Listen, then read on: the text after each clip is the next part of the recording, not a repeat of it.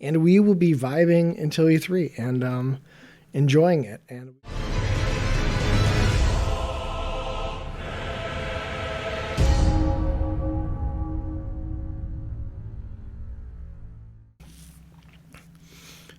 why, hello there. It has been 702 days since Elden Ring was first announced at E3 2019, and this is the Elden Wait.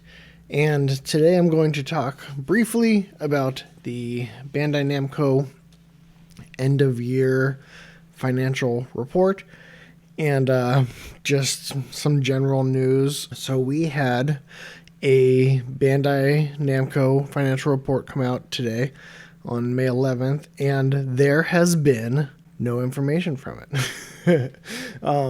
There's been a little bit, and I'll talk about it, but I wasn't expecting too much from it. Like the previous report, compared to Katakawa, which was this big presentation, this report's like an 8-page, or I think it's like a 3-page thing that just gives some numbers. And I think even if you're a financial person, there's not too much to glean from just the amount of information. And unfortunately, we don't get any blurbs about like their strategy or their hopes for the upcoming year. We just have some basic numbers to look at.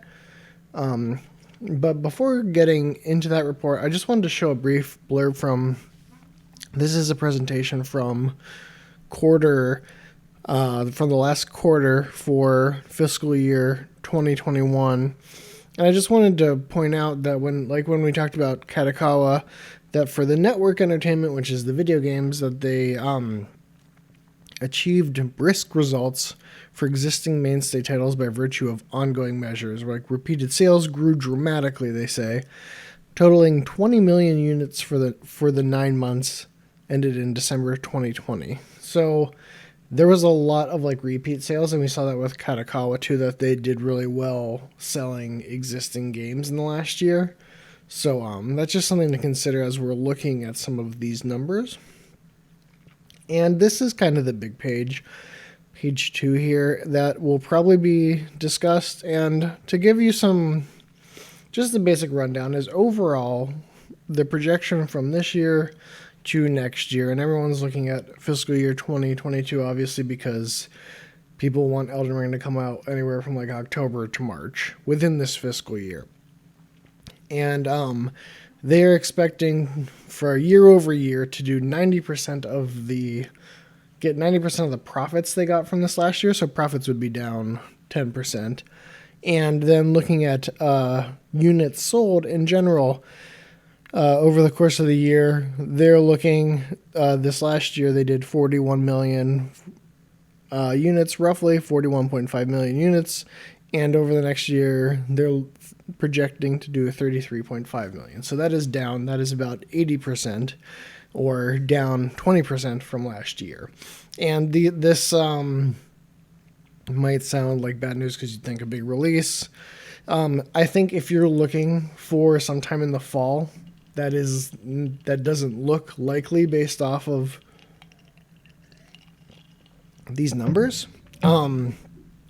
But if you're looking at an end of the fiscal year to help sort of bolster that, who knows? The big takeaway looking at these pages and looking at the numbers a little bit closer is Bandai Namco is a big company, obviously, and if look for instance, the number of SKUs they're selling from this last year, they had after taking away localized versions, they had 51 different SKUs, and they're expecting 75. So they're expecting to release 75 SKUs. So you're thinking about different platforms for different titles. So you could divide that by 3. That's still over 20 games of varying sizes they're planning on releasing. And so it's one game, even like Elden Ring, isn't going to dramatically change things there, because it's in a sea of a lot of other titles. So they're expecting to do 90% of the profits. They're expecting to sell about 80% of the numbers that they did last year. So I don't think that says really anything either way. And what I would watch out for, at least if you're following the conversation online, is people seeing numbers are down and automatically assuming that means Elden Ring can't come out. Elden Ring like looking year to year, Bandai Namco, their goals and their profits don't change very much. It doesn't matter if a Souls game is coming out or not. And if you think about the sort of pre-orders, like 1 or 2 million pre-orders out of like the 33 million they're projecting isn't a big percentage anyways. So, I wouldn't count Elden Ring as being more important. If anything, it's more important to Kadokawa's gaming section, which is a smaller portion than obviously their publishing arm, but quite a big factor. And while Bandai Namco is more about video games, they have a lot of video games. Like if you think of what Bandai Namco releases, from fighting games to anime games to the Souls games, there's a lot of stuff going on. And so as we sort of thought, this report doesn't say anything distinct either way, but I wanted to wait to just cover it just in case. And, what would have maybe said something is if it was really dramatic either way. And I think the only sort of thing you can take away from this is I do think this probably implies not releasing this year, not releasing in 2021, I should say, because you think you would see a longer tail on the sales. But even then, as I said, like a few million here or there is the percentages isn't going to be massive. And they had really strong repeated sales last year. So ultimately, I think it's too complicated of a thing to try and glean too much specifically from here. So there you have it. In other news, if you watch the interview I did with Patrick Klepek, he heard some small positive rumblings about Elden Ring maybe being at E3. I have heard some small positive rumblings also. I think they are different sources. Jeff Grubb came out saying he also had some small positive rumblings. So take for that what you will. Nothing is set in stone. As far as I know, I don't know anything specific enough to be like, yeah, Elden Ring will be there. But I think that during this time, it's really easy to get kind of hyped up, get kind of stressed out about it, especially if you're following it. I think this is, for me, like my strategy. We're just going to vibe, see what's happening, get to E3. And if we see nothing through E3, then in some capacity, for at least myself and, each their own, but I would need to step away from like keeping such close attention and just wait. I don't want Bandai Namco to show things before they're ready.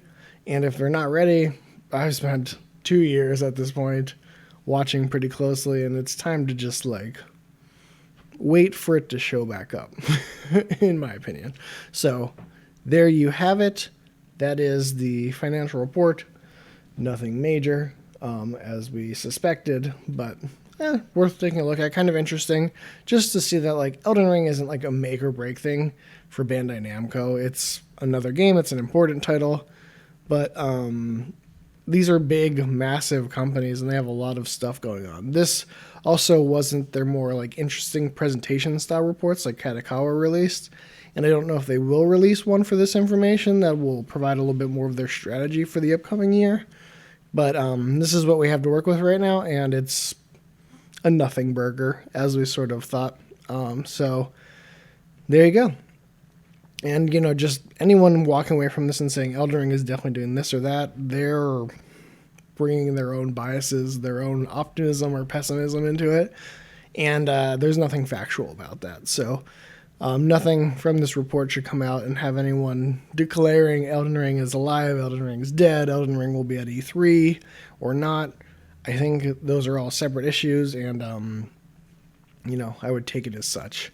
But at least now you know, and I'm happy to do that service to check in there and see if there is anything, even though I am not a finance person. So, of course, take my own analysis with something of a grain of salt. But I looked at the numbers, ran a few calculations, got real dorky about it. So you don't have to.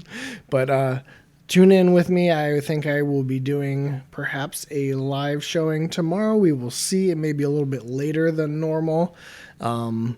I have some like birthdays and miscellaneous Mother's Day stuff, but that is just a programming note. And stay tuned either way for the next Elden Wait. Subscribe, like, all that crap so you can see when I have more stuff coming up. And we will be vibing until E3 and enjoying it. And we will go from there. And so I'll see you for the next Elden Wait.